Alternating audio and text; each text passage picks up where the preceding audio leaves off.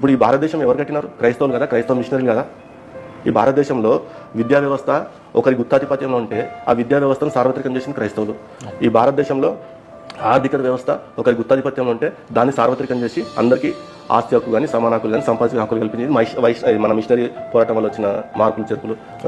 ఇదే భారతదేశంలో ఆరోగ్య వ్యవస్థను వారి యొక్క మూఢనమ్మకాలతో వారి కంట్రోల్లో పెట్టుకొని రోగులను వారి కర్మకాన్ని విడిచిపెడుతున్న క్రమంలో ఈ ఆరోగ్య వ్యవస్థను కూడా సంస్కరించింది మన క్రైస్తవ మిషనరీలు.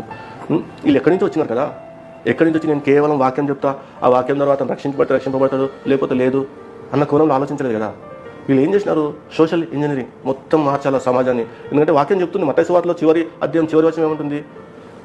జాతులను మార్చమని చెప్తుంది. ఎట్లా మారుస్తాము? ట్రాన్స్ఫార్మ్ ద నేషన్స్ అని ఉంటుంది. ఎట్లా మారుస్తాము? ఆ నేషన్లో ఉన్న కల్చర్లో ఇంపాక్ట్ చూపిస్తే కదా నువ్వు మార్చేది. ఇప్పుడు కుటుంబ వ్యవస్థను కూడా సంస్కరించాం మనం భారతదేశంలో. వితంతు వివాహాలు లేవు. ఆ వితంతుని వ్యభిచారిగా మార్చే వాళ్ళు నియోగ వ్యవస్థ పెట్టేసి అటువంటి వ్యవస్థ, కుటుంబ వ్యవస్థ కూడా మనం కట్టినాం కదా. ఎట్ ది సేమ్ టైం వాళ్ళ మతాన్ని సంస్కరించినాము. ఆ టెంపుల్స్లో దేవదాసి వ్యవస్థ ఉంటే దానికి వ్యతిరేకంగా పోరాటం చేసి ఆ వ్యవస్థను మనము సంస్కరించినాము. అంటే ఏ ఏరియాలకు మన మిషనరీలు వెళ్ళకుండా చెప్పండి.